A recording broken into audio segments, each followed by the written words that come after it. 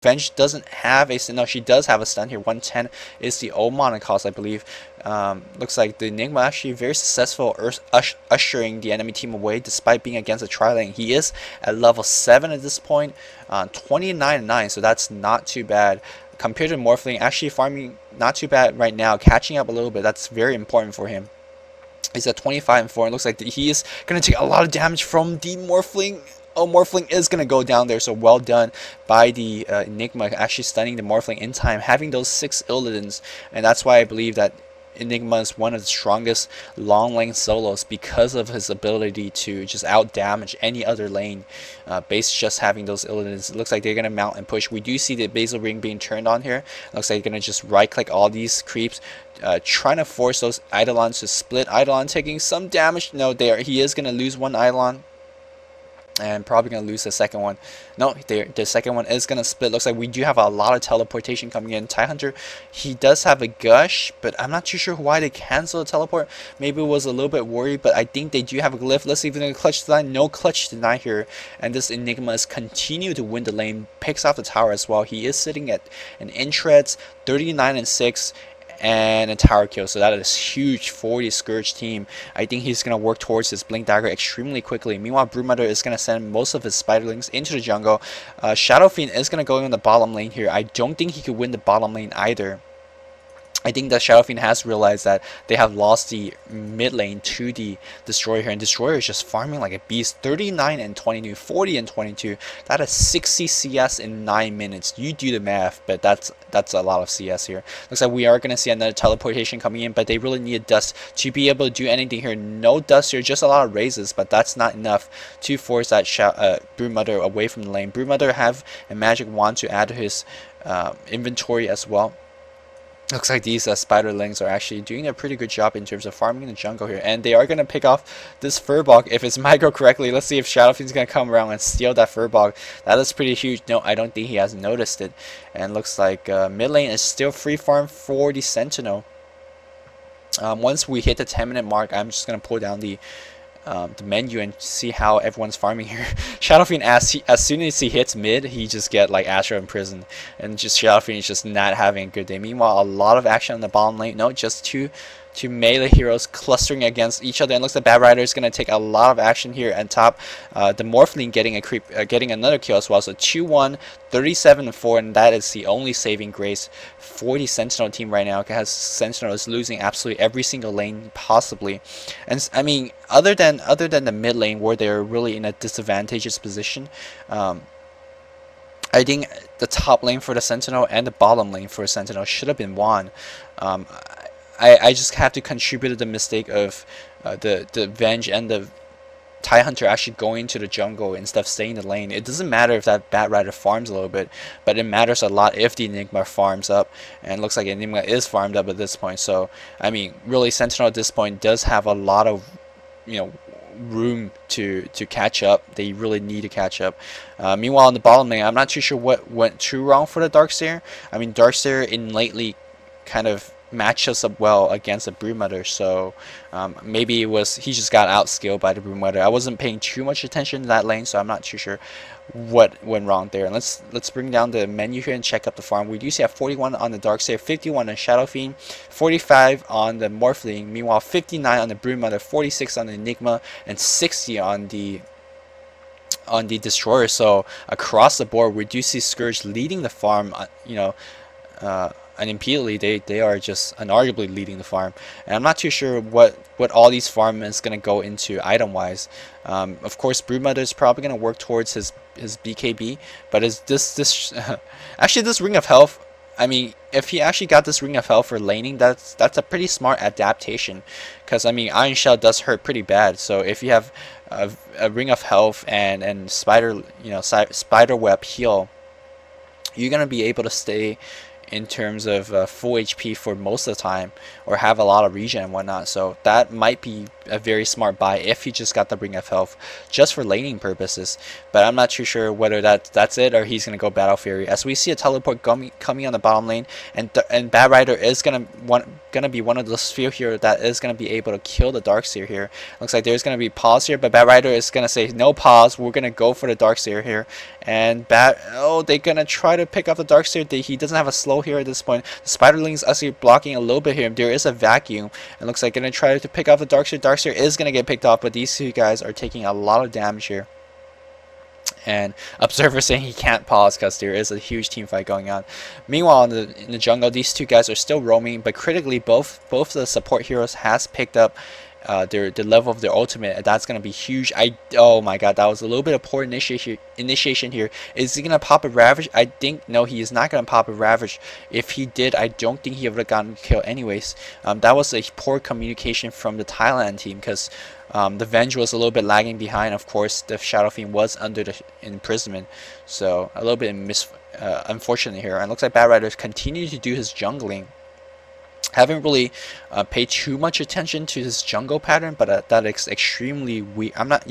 Maybe I'll watch this game again in terms of jungle. So we see a huge team fight going on here. We do see Ravage being casted, and looks like the Destroyer is gonna use his imprisonment to stay alive a little bit longer. It looks like they're gonna pick off the Witch Doctor as well. So Sentinel actually winning a team fight now, picking off both the Witch Doctor and the Destroyer, but actually committing 4 heroes to do so. So meanwhile, the bottom lane is so committing 4 heroes to do so, and I think that allowed finally the Enigma to farm up his Spilling Dagger. But I don't think he could defend this tower though. No, definitely not. So with that team fight won, Sentinel is finally even on the tower counts. No, they're actually leading ahead. There's actually 2-1 here as the Enigma actually blinks in against the double diamond Shadow Fiend. I think that was a little bit overzealous on his part. Surely he can't kill the Shadow Fiend without at least committing an ultimate to it. I don't think at this point it's actually good to waste an ultimate on against this Shadow Fiend. So looks like the Shadow Fiend is gonna go for a BKB. I'm not too sure whether that is the best item choice. Of course, BKB doesn't do anything for you if you're black holed, but it does allow you to stay. I mean, that is the only thing that will stop you from the Scourge, right? Nothing like Astral Imprisonment, nothing like that could really handle against you. And also, BKB is going to cut down a lot of DPS from the Destroyer. If you don't know that, BKB grants you magic immunity, of course, and the orb attacks from the Destroyer is a magical attack.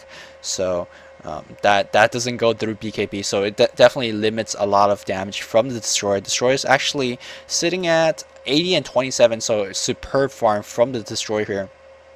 And he does have a Mystic Staff to show for it, despite actually dying once. Meanwhile, a lot of action on the bottom lane. No, never mind. Whenever I see the mini dots clashing and flashing red on the mini map, looks like they're gonna go for the tree is cut here, and looks like they're gonna really just 5-man gang this guy, 4-man gang, and they are gonna pick off the Darkseer without him casting any spell. Shadow Fiend using his ultimate, not doing terribly too much damage, but is gonna pick off the Witch Doctor. Nice raises from the Shadow Fiend. He does have a haste range, so look forward to him coming back for more, and one more raise here, and actually gonna pick off the Enigma before he casts his ultimate. So that's huge. Despite losing the early laning phases, the Thailand team is actually winning the D's team fight. That is huge, which actually that's not too surprising because they do have better team fight heroes. Given the Tie Hunter, Darkseer, the Venge, and the Shadow Fiend, that's a lot of nuking and AoE damage, so that's not too surprising here.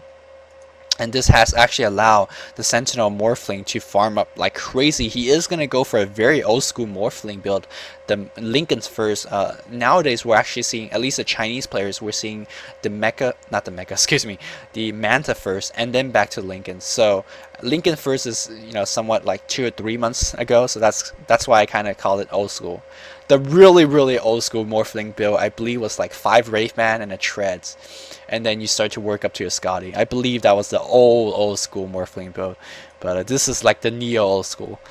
Anyways, the Broodmother is still farming here, and he is gonna be. Is there gonna be any dust here? Oh, there is a ward here. 2 wards being dropped down, and I think that was a mistake. Oh, another ward here. They're actually using a lot of ward. They're actually committing a lot here to kill that Broodmother. Broodmother trying whatever they can. They should have a last ward here, and no, they are gonna pick off.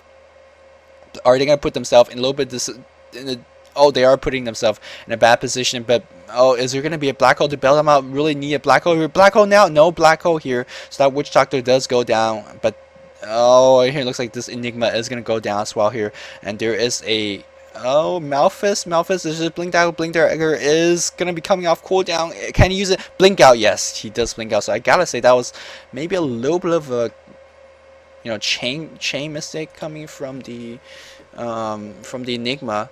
Not from the Enigma, from the Sentinel team, and that allowed the Enigma to get away. Meanwhile, we do see Bat Rider actually putting some damage on the mid tower for Sentinel.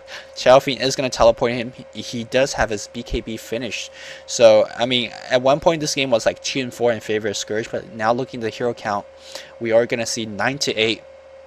Actually in favor of Sentinel now, so really well played for the Sentinel team. Despite having a early game disadvantage, they are actually coming back in terms of team fight. And it looks like this guy is going to try to chase a Morphling away. I'm not too sure whether Morphling has gotten Morph at all.